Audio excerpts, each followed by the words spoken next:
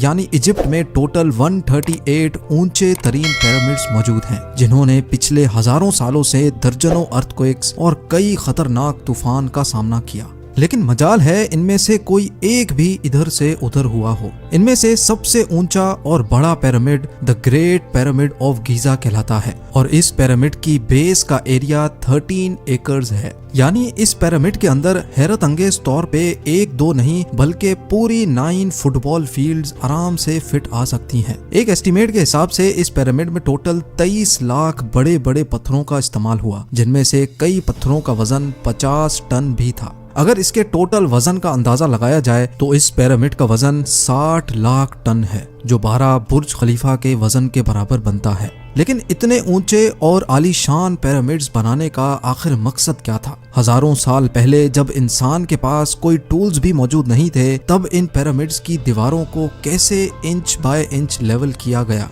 कैसे 50 टन वजनी पत्थरों को स्क्वायर शेप में काटकर बगैर क्रेन के ही 480 फीट ऊंचाई तक पहुंचाया गया? और इनको बनाने में ऐसे कौन से इंजीनियर्स का हाथ था जिन्होंने इन पिरामिड्स को अर्थक्वेक प्रूफ के साथ साथ इनकी तमाम साइड्स को एग्जैक्टली 51.5 डिग्री के एंगल पे सेट किया? ये सब आप जान सकेंगे आज की इस वीडियो में। तो आइए शुरू करते हैं।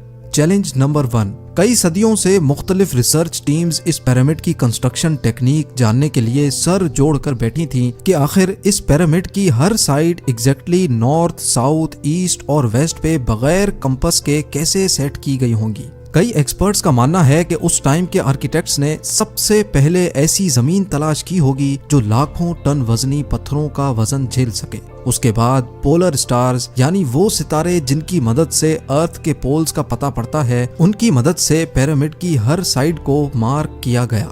ना कोई कंपास और ना ही कोई ऑप्टिकल इंस्ट्रूमेंट, सिर्फ इस बेसिक टेक्निक से हजारों साल पहले इस पिरामिड की डायरेक्शन सेट की गई और वो भी 0 एरर्स के साथ। Challenge number 2। अगला चैलेंज था जमीन को लेवल करने का। जिस 13 एकड़ की जमीन पर इस पिरामिड को बनना था, उसका लेवल थोड़ा सा भी आउट होता तो 23 लाख पत्थरों के इस पहाड़ का खड़ा होना बिल्कुल भी मुमकिन नहीं था। अब इस जमीन को लेवल करने के लिए उस टाइम के इंजीनियर्स के पास ना ही लेजर लेवलर था और ना ही बबल लेवल। एक्सपर्ट्स का मानना है कि कंस्ट्रक्शन साइट की चारों साइड्स पर खड्डा करके उसमें पानी डाला गया होगा और फिर एक साइड के पानी के लेवल से दूसरे साइड के पानी के लेवल को मैच किया गया होगा। जो जमीन का हिस्सा पानी के लेवल से मैच नहीं कर रहा होगा, उसको छेनी और हथौड़ों की मदद से काट कर लेवल किया गया होगा। कई एक्सपर्ट्स का मानना है कि एंशिएंट इजिप्शियंस ने इस सिंपल टूल का भी इस्तेमाल किया, जिसकी दोनों साइड्स पे लकड़ियां और उसके ठीक सेंटर पे एक रस्सी से पत्थर बंधा हुआ है। अगर पत्थर जमीन से टच हो गया और उसकी रस्सी ठीक सेंटर लाइन पे आ रही होगी तो इसका मतलब है कि बीच की जमीन परफेक्टली लेवल्ड है। Challenge number 3। अब पिरामिड कंस्ट्रक्शन साइट पे डायरेक्शंस भी सेट थी, मार्किंग्स भी हो चुकी थी और जमीन का लेवल भी सेट था। अब बारी थी कंस्ट्रक्शन स्टार्ट करने की, जिसके लिए लाखों टन वजनी और बड़े पत्थर रिक्वायर्ड थे। लेकिन ये पत्थर काटने के लिए ना ही उनके पास ग्राइंडर थे और ना ही जैक हैमर्स। लेकिन फिर भी उन्होंने 50 टन वजनी पत्थर काटे भी और उनको स्क्वायर या रेक्टेंगल शेप भी दिया। लेकिन आखिर किसकी मदद से? जी हाँ, यही वो सिर्फ एक टूल था जिसकी मदद से पत्थरों को काटा गया। एक्सपर्ट्स का मानना है कि पिरामिड की कंस्ट्रक्शन पे इस्तेमाल होने वाली छेनी सिर्फ कॉपर से ही नहीं बनी थी, क्योंकि उनको भी ये बात मालूम थी कि कॉपर नरम होता है और पत्थर नहीं काट सकता। इसलिए इसमें एक केमिकल आर्सेनिक भी शामिल किया गया था। कॉपर और आर्सेनिक से बनाई जाने वाली ये छेनी लकड़ियों के हथौड़ों से पत्थरों पर ठोकी जाती थी और कई घंटों की मेहनत के बाद बड़े बड़े पत्थर शेप में लाए जाते थे।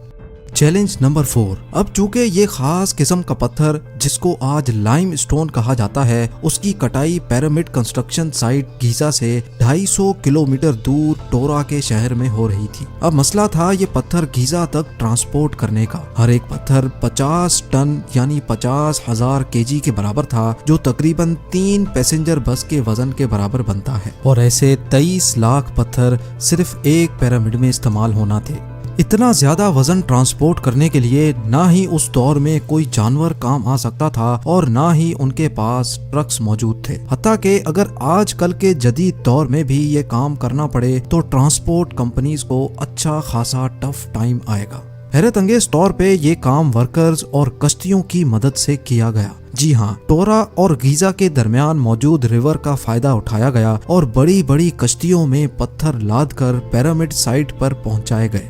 एक्सपर्ट्स का मानना है कि ये काम इतना आसान नहीं था। शिप्स में इतने बड़े पत्थर की लोडिंग और अनलोडिंग में कम से कम भी 500 मजदूरों की आर्मी एक ही वक्त में लगाई गई होगी। Challenge number 5। जो एक्सपर्ट्स की टीम्स पिरामिड की कंस्ट्रक्शन पर रिसर्च कर रही थी, उनको अब अपने कई सवालों के जवाब मिल चुके थे, लेकिन एक बात उनको हर वक्त सता रही थी कि लाइमस्टोन कट भी गए, ट्रांसपोर्ट भी हो गए और कंस्ट्रक्शन के दौरान एक के ऊपर एक लगना भी शुरू हो गए। मसला ये था कि पत्थर इतनी ऊंचाई तक आखिर पहुंचाए कैसे गए होंगे। कई एक्सपर्ट्स का मानना है कि पिरामिड की कंस्ट्रक्शन से पहले ही ये प्लान कर लिया गया था। या तो ये स्पाइरल ट्रैक के जरिए ऊपर गए होंगे या फिर जिग जैग तरीके से, लेकिन ये बात तो तय है कि 50,000 केजी के पत्थर ऊपर मजदूरों की आर्मी की मदद से ही खींच कर गए होंगे। Challenge number 6। बात सिर्फ लाखों मजदूरों छेनी हथौड़े से लाइमस्टोन काटने और इतने बड़े पत्थरों को ट्रांसपोर्ट करने की ही नहीं थी। इस पिरामिड के अंदर कंपार्टमेंट्स, उनके अंदर जाने का रास्ता और कई छोटी छोटी सुरंगें भी बनाई गई थी। बाकी सब चीजें तो ठीक थी, लेकिन एक चीज एक्सपर्ट्स को हैरान कर गई और वो ये थी कि अंदर के कंपार्टमेंट्स में जो पत्थर इस्तेमाल हुआ था वो लाइमस्टोन नहीं बल्कि ग्रेनाइट था। जी हाँ, ग्रेनाइट एक ऐसा पत्थर है जो डायमंड के बाद दुनिया का सबसे सख्त तरीन स्टोन माना जाता है। आजकल के मॉडर्न दौर में भी ग्रेनाइट बड़े बड़े ग्राइंडर्स की मदद के सिवा काटा ही नहीं जा सकता।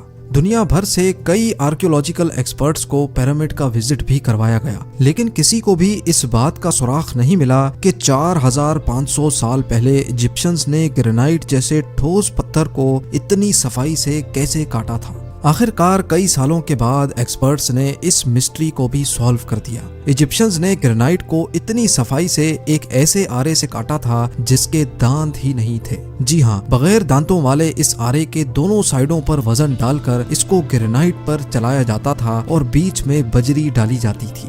एक्सपर्ट्स का मानना है कि इस तरीके से इतने बड़े पत्थर को काटने में 4 महीनों का वक्त लग जाता था। आखिरकार पिरामिड्स बनाने का मकसद क्या था? इन पिरामिड्स को बनाने में कितने मजदूर एक ही वक्त में काम करते थे? और रोबोटिक कैमरा ने जब पिरामिड के अंदर पत्थर के स्लैब में सुराख किया तो उसके अंदर वो कौन सा मंजर देखा गया जो पिछले 4500 सालों से किसी ने भी नहीं देखा था। ये सब और इससे भी ज्यादा आप जान सकेंगे इस वीडियो के पार्ट